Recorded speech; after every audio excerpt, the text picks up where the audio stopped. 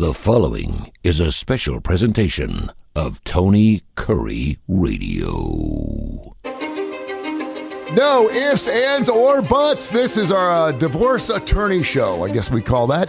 He is Matt Butts, and he is fantastic at what he does, and that's why we do this show. mbutslaw.net. mbutslaw.net. That's B-U-T-T-S, just like it sounds. You can also call him at 948-4958, 948-4958. Do you still take phone calls? Do people still call lawyers? Or?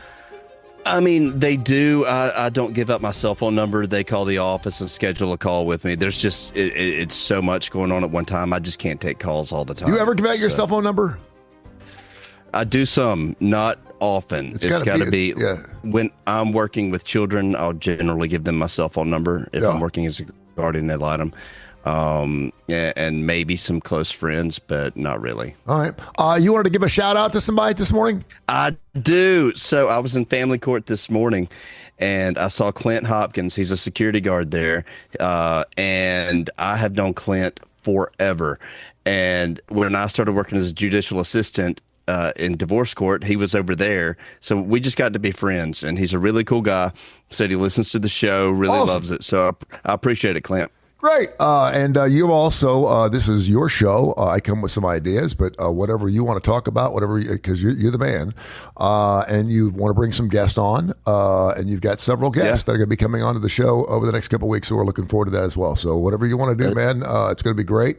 And it's amazing because I've been doing this now for 5 years, and I've had a divorce attorneys on. I may have had you on Tony Kurre Radio. Yeah, I've been on a couple times through Spy for Rent, but we've never done a divorce attorney show, and it's taken off. It's unbelievable. The numbers are wonderful. Yeah, because I think it affects at least half of us, and the half it doesn't affect. Yeah. You should probably listen to the show, so you're not part of that 50%, right? That's where I think doing we could just do a divorce show. And I think it'd just be gangbusters. Something I read recently, I guess it's from about a year ago, something called gray divorces, which is something I went through.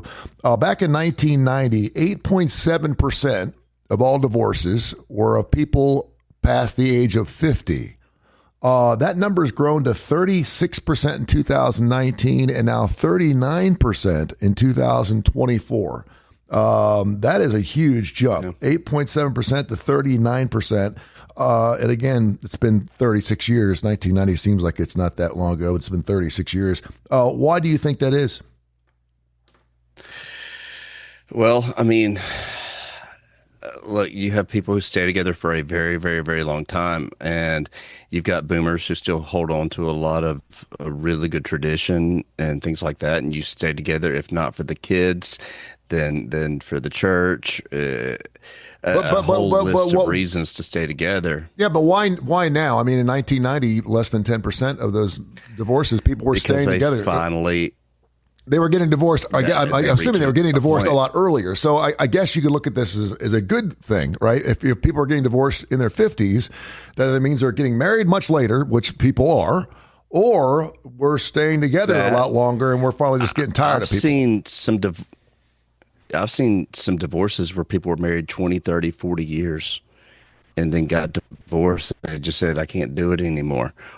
Or one decided, hey, I want to be a teenager again. Or there's a million things that could happen here, but yeah, they are getting more prevalent. And lots of times these people have stayed together for all those reasons mentioned before, and then those reasons no longer became good enough. And I would think as a divorce attorney, gray divorces, are they harder or easier than younger divorces? They're just sad, man. It's just sad. Well, I mean, you got more love there, but you got more understanding there.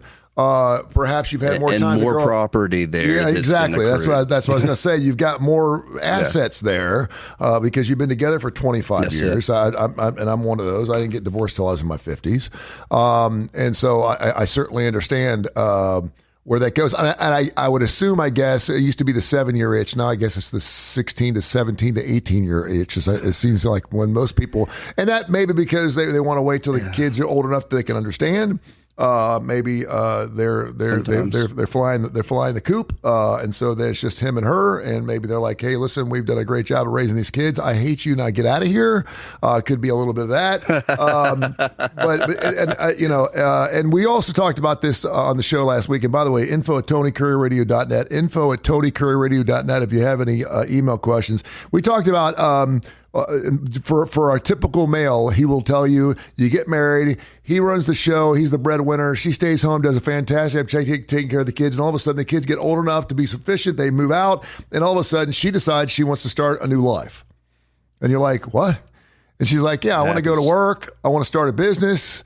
And you're like, whoa, who's going to cook my meals? Who's doing my laundry? Hold on. Wait, hey, that would be the worst thing to say. I mean, what are we doing here? I mean, no. It is a disruption of the routine, but you got to be flexible on your toes all the time. You certainly do. Because people do change. Some people don't. Some people do. I think that people who say people never change are actually the people who never change. Yeah. Because people do grow and change. And sometimes that's good, and sometimes it's not so good. But, think about it on the other end, too, of, hey, I've done this, and you've been able to have a good career, and now I want to be able to do something that's just mine, that's outside the home. And I think, there's some merit to that. But it's about I would being suggest that, having other. gone through this process, and again, I'm a professional at this because I've done it. I would suggest to you men out there to actually bring it up as a suggestion to your wife. Hey, listen, you've been busting your hind, man. You did a fantastic job. We know it's the hardest job, blah, blah, blah. Maybe you should go work at a flower shop, or is there anything that you would like to do, something you've been waiting on for a long time? You got your degree 25 years ago. You never really got a chance to use it. Is there anything? Be supportive. I mean, be supportive here. That's right. We talked about preemptive strikes, and things to do so you don't have to go down this road. I mean, Matt's got a business here, but he doesn't want to see people getting divorced just for sake of his business. It's a necessary evil. Right. It's going to be there. But be proactive a little bit. Now, she may take that like, what the hell are you doing trying to get me out of here or something? I'm like, no, just, but we see that all the time when guys, I think we have a connection issue. Okay. You're still hooking up on my end. You're good. Okay, now I can hear you. You're good. Okay. Yeah. It's one of those things where you see guys all the time who go through early retirement or in their 60s, and all of a sudden the wife's like, get the hell out of here. Go play golf or do something with your friends or something, because you're not hanging around the house all day. I'm used to having the place to myself, and I don't like you around all the time. So I get that. So, If now, when I asked you about, is it better or worse if people are getting divorced later or with more equity in their marriage, and you winced a little bit, and the first thing you said is they have more assets. I would like to think that somebody getting divorced in their 50s again is knowledgeable enough, disciplined enough, obedient enough, maybe smart enough, because we're in our 50s, we've been through a lot together, and maybe we do have a lot of good memories, and we have an understanding of ourselves, as opposed to, someone who's married for 3 years and they have 3 kids, and next thing you know, they're 24 and they're like, they meet somebody or whatever, they want to get out, and they're not grown up, they're not mature enough yet. So talk about the difference between, say, a mature divorce as opposed to an immature divorce. Well, I mean, I would say that for a gray divorce, open affairs sting a lot worse, because there's just a whole lot of trust and loyalty that was betrayed in the eyes of one party. And all they can see is 20, 30 years together, and now you've chosen this other person. And I'm not throwing any judgment there. I'm just saying the emotions are what the emotions are. And sometimes people handle it better than others. I mean, it just really depends on the person. But, some people just kind of take it with grace and realize, hey, I can't do anything about this. There's nothing I can do about his behavior. I can't change him. I've tried for decades, or her. And then some of them just want to watch the world burn. And so you never really know what's coming through the door. People handle things in different ways. I've seen the exact same situation with different people, and it's just everywhere. So my job is to kind of bring it all back to here, so that, so that we don't get too deep in the weeds. There you go. Yeah, it can go either way. Okay. Bethany in Tuscaloosa emailed us, info@TonyCurryRadio.net. This is the No Ifs, Ands, or Buts show. It's a divorce attorney show with Matt Butts, mbuttslaw.net, 948-4958. I'm assuming that's a 205 exchange. Yes. What she wants to know about getting back out there. She said, how do judges and or lawyers look at folks that are going through a divorce who are already dating somebody? Assuming that you're not divorcing for another person, which I'm not saying that certainly is relevant. I mean, I'm sure that happens, probably more so than I'd like to think it does. But as a divorce attorney, what are you telling that woman who's having an affair, or maybe she's already slept around with somebody and she's wanting to leave her marriage, her husband, or vice versa, because of another person? And how do you deal with that? How do you tell them, hey, listen, I don't think the judge is going to like this a whole lot, because there is obviously some responsibility there? Well, it doesn't always affect a property division like you might think. It just depends. It does vary from judge to judge, just depending on the judge's discretion. However, there's a lot less sympathy for someone who's committing adultery in court. I mean, sometimes there is, sometimes it was just very abusive, and I'm not saying that's justification for an affair, but sometimes somebody really, really pushes somebody else out. Other times it's just like, hold your tears. You chose someone else for no good reason. Mm-hmm. So it is, as far as getting back out there dating during the pendency of your divorce, I'd never recommend that. I would think, particularly if you're talking child custody, I mean, the kids should be the number one thing. And if all of a sudden you're out dating somebody 3 months after you've filed for divorce, is probably not a good look. It happens. It happens. Sure. And I'm not saying that's always frowned upon, but I'm just saying that you need to be careful for a few reasons. Number one, you are exiting a marriage where you have adapted your life to someone else, and then immediately you want to adapt to somebody else. No. Figure out some things about yourself, right? Good point. Figure out who you are and what you actually want. And then, I mean, take some time, even after the divorce. Take you a year after the divorce. Do some things you really, really, really wanted to do, because let me tell you, if you think you're not going to adapt again in the new marriage, you're wrong. Yep. You're going to. So maybe figure out what you want before you do that. Do you ask the question, have you ever cheated in your marriage, to every person you take care of? Like every person? Not all of them. Is there, not all of them. Is there a reason why you wouldn't ask that question? I was surprised. I was surprised to hear it. Thank goodness I did not have that issue. So I was like, absolutely not. Not so much on the other side. Pleaded. What do they call it? Plead the fifth. And so, right. So we knew kind of right off the bat there. But I, it's interesting when one person's just nagging and giving another one a hard time about, hey, listen, he wasn't there for this, he wasn't there for that, and then you find out that she had an extramarital affair, or he had an extramarital affair. It does not make them look good. So, is there a question? Is there a reason why you wouldn't ask that question? Yeah. So, if things are getting heated up and litigated, then yeah, I'm going to ask that question. Obviously, I'm going to ask it. If things are calm and everybody's come in and with a semi-plan that I need to clean up and that I need to make sure that a judge is going to accept it, I'm not digging in your business.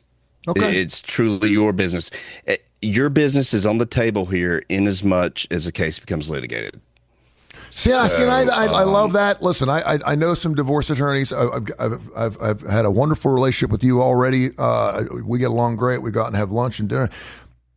You seem to play it so well, like you play it close to the vest unless you have to go out there. And I know some lawyers aren't like that. Some lawyers are all balls to the walls. We're going to go after this person, blah, blah, blah, blah, blah. And maybe that's because the husband or the wife wants them to.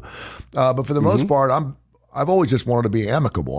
Listen, we spent half our lives together. There's still some love there for me. I still think about her. And I'm like, can we just get through this so we can be friends? Because ultimately, I want our children to know that we're still friends.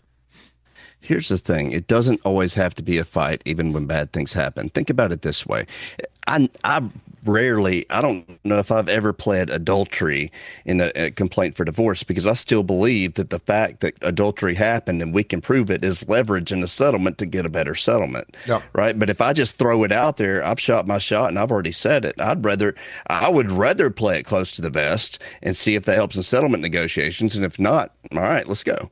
That's just, for me, it's a better strategy. Yeah. Matt Butts, divorce attorney. He's the best, man. No ifs, ands, or buts. The podcast show. It's only been on the air for about a month and a half. And it's one of our top 3 shows out of the 18 podcasts I have on my radio station. Oh, wow. So I'm really, really pleased with that. That's 948-4958. Well, it's interesting. I don't see the numbers. I just hop on the air. And I'm more than happy to show you those numbers, particularly when it's good. mbutslaw.net, mbutslaw.net. The one thing about podcast is people don't realize is they start these podcasts, they do 3 or 4 of them, they see they have maybe 4 or 5 listeners, and they're like, why are we doing this? Because they sat around, got drunk one night and said, man, this would be killer. This would be funny as shit. If the 3 of us sat around and talked about this, oh man, it would take off and go viral. And they realize that you need to put some time and effort behind it. I've got some shows that didn't take off till after they were on the air for almost a year. And all of a sudden, boom, they go. Yeah. You got to find the right thing. And again, you need to find a following. There's a lot of competition out there, but I like to consider my stuff the best. And that's why I've got you on. I do too. I wouldn't just put any lawyer on. So, something else I heard of, and it sounds like a brilliant idea. And then the more I thought about it, the more I thought, man, that sounds like a horrible idea. Bird nesting. Tell people what bird nesting is and why some people would go that route. So I've heard it called nesting. I haven't heard it called bird nesting. I may have had the bird part. Yeah. So nesting generally takes place in, not always in a joint custody situation, but lots of times in a joint custody situation where people are having 7-on-7 off with the kids, except that they vacate each party vacates the house so that the other party can exercise custodial time, so that the children never leave the central home, but the parents switch in and out. So there are 3 places, as opposed to her having a place and you having a place. You have a place, she has a place, and then you have the common home, which you're moving in and out of every other week. So at one point, I'm like, good. That should make parents hate the idea of getting divorced, because now we're making the parents pack a bag every 7 days, which I hate making my children do. But does it work? I mean, have you ever done one? People, I've seen it. I would generally think logistically it would be advise against it. I generally advise against that. But sometimes people just really, really, really want to do it. And you know what? If people are getting along that well, and there's legit no hate here, which is very rare, okay. Yeah, try it, because it's less disruptive for the children. I mean, I get all the pros of it, but if you're in like a litigated case and you are sharing a home with someone who is your party opponent in court, the first thing my lawyer mind thinks is who's planning the evidence and where. Yep. Just all sorts of traps that could take place. So it really depends on the temperament of the parties and the atmosphere of the case. I mean, if it's going like super well, like unusually well, maybe so, yeah. But if not, then you really, really, really need to think about not doing that. Yeah, for you folks who went through the COVID divorce, you know what I'm talking about, man. I was right in the middle of it. It was just funky time. But first of all, I didn't have the money to go get my own place. We were in a situation, and then I just lost my job of 40-something years. And so I'm like, hey, listen, if you want to go find a place, knock yourself out, I can't help you. I'm not going to help you. Of course, she was out there looking for places for me, and I'm like, I'm not moving because my business was at the house, and I'm like, I'm not coming back and forth in the business.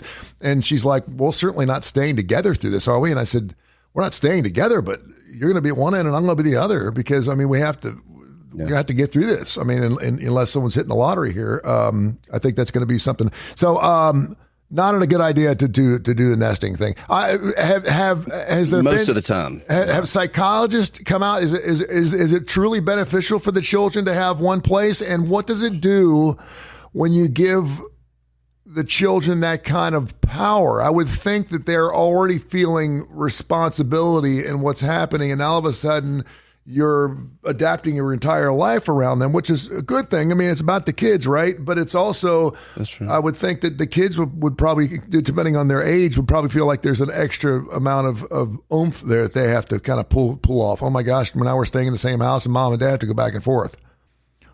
Or am I wrong there? There's that. But when you brought up the power, that is something that I have seen, in that this is one of the very good reasons why you should shield your children from the divorce case, in that once they start learning how the legal process works, they're brilliant. These kids are brilliant. Yeah, they are. And they're going from one home to the next. Sometimes they just say, no, you can't stop me. I'm going to, and like a lot of the respect goes with away when they kind of start realizing I got more power here. Now, sometimes a child does need more power than a child's got. Yeah. Sometimes you need to hear the child's voice. It's super important, and you should always hear what your children have to say. But at the end of the day, you are the parent and they are the child, and you make decisions. And until they're 19 years old, they're going to need to obey you. So you just, that's another aspect of it, and just be very, very careful, because when you start letting your kids in on these cases, it can backfire. Yeah. Info at TonyCurryRadio.net, info at TonyCurryRadio.net. You got emails, mbutslaw.net, mbutts, B-U-T-T-S law.net, 948-4958. Jerry in Birmingham wants to know, what constitutes a legal marriage if you actually don't get married? A common law marriage, I guess they call it. If you're living with someone for 6 or 7 years, does that count as a marriage? Tell me about how that goes. That's been going since pre-COVID. Really? There's no longer common law marriage in the state of Alabama, and I want to say it's 2017. Okay. Was the last year. So now, I mean, if you got together after COVID and you've been living together since then, you are going to remain partners and unmarried until such time as you go to the courthouse and file the affidavit. Until then, divorce court has no jurisdiction over your case. And you would need to go to civil court to sort out any type of property, and custody court to sort out any type of custody. Okay. We had a question based off a conversation we had last week. We were talking about premarital assets. If I come into the show with $150,000 in my 401k, you have $100,000, and chances are we end up getting a divorce. Do I get to keep the money that I brought into the marriage? You said in most cases you probably would. Now, it depends on obviously what happened actually during the marriage and why they're asking for a divorce anyway. Another Jerry here in Birmingham wanted to know about prenups. How often do you handle prenups? Are they common? And is there a shoreline where you go, hey, listen, at this point, I would say file a prenup, or at this point, don't worry about it? Or is it just purely on the couple when they get married? How does that work? How many do I do? Not enough. Really? Because think about this. And I understand that it is an absolute buzzkill to, right before you go get married, plan your divorce. Mm-hmm. I get it. But at the end of the day, though, when people love each other and have high-end assets, or the potential for high-end assets, it's not a bad idea to do a prenup. Because it's a lot better to do a property division when you love each other than when you hate each other. And, there's some things that even without a prenup could be considered separate property, like such as any type of asset or monies that have not been used for the benefit of the family with no joint access, things like that. That could still be considered separate. You could plan it that way. Without a prenup, it's just a lot better with one, because as long as that prenup is held to be valid, makes it easier. You're not going to break it. What about land? I never hear anybody talk about land. If I come in, if I own 54 acres out in Childersburg, and I end up getting married, and we get divorced, you would want a prenup. You want a prenup on land? Want a prenup? Okay, I can understand. Because I mean, think about it. You've got this family land that's been in your family for decades and decades and decades, and then you get married. And then you get divorced a couple years later, and even though she may not have any valid interest in that land, she is going to drain you dry until you settle well. So, I mean, do a prenup and just keep that separate, and just say, look, I've done one like that before. It's just, look, all I want to keep separate is this land. period. Everything else can be marital property. Yeah, you can do that. Yeah. Oh, there you go. 948-4958, unbustlaw.net. We have a couple more questions here. This is Tom. This is a great question. I think in most cases, at least I would like to think, that the husband spends a lot more on the engagement ring than the wife does. Because the ring's not as important to the guy. It's usually just a band. Mine actually had some nice diamonds in it, but normally the guy wants to get his soon-to-be wife a nice rock because she wants to open up the box and it needs to look really good, right? But what if you're giving an heirloom? What if you're giving your grandma's ring that's been in the family for years and years and years, and you get a divorce? It's given to her as her gift. She doesn't have to give it back, I'm assuming. In a perfect world, she goes, listen, I realize this is your grandma's heirloom and you should have it back, but it doesn't always happen that way, does it? It doesn't. And the rule on that is if the ring is given and you actually get married, then that's the consummation of that gift. Like, that's hers from the point you're married on. If you don't get married, then you can get the ring back. Okay. But yeah, I mean, so you got to be careful with the heirlooms, and you don't want to go into a marriage planning a divorce, but at the same time, you can get it back, but you're going to give up some. I mean, you can settle to get it back, and hopefully they would settle on an heirloom like that. But if they don't, then you're going to have to trade for it. You got any good juicy cases going on right now you can tell us about? Oh, I can't talk about it, but yes, I do. Tell people how they can get in touch with you, my man. I hope people don't have to call you, but for sake of the show and for your business, I hope, because listen, and if you're going to go use somebody, I know Matt is a super good guy. Trust me, he's the guy you want to go with. If you don't want the shenanigans and all the drama and all that other crap, that's your guy. Tell people how to get in touch with you. I appreciate that, Tony. Sure. You can call my office at 205-948-4958, or my website is inbutslaw.net. There is a Facebook page under my office, T. Matthew Butts PC, and give us a call. Sounds good. Special guest next week? Special guest next week. We are working on it, and I think we can get Chad Olmsted on here. Okay, great. And he can talk about a lot of... Tell people who Chad is. Because he's a mutual friend of both of ours. Chad, I've known him for decades. I remember when he was a drummer in a band.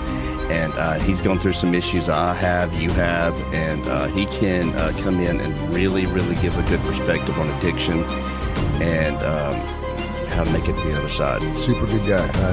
Been a very good dear friend of mine for a long period of time. I thank you, my friend. Have yourself a wonderful. I hope you had a nice Easter, by the way. Didn't get a chance to wish you happy Easter. I hope you had a fantastic Buddy Day, and I hope you have a wonderful week. Thank you, my friend. I'll talk to you in a little bit. You do the same. Thanks, Tony. All right, man.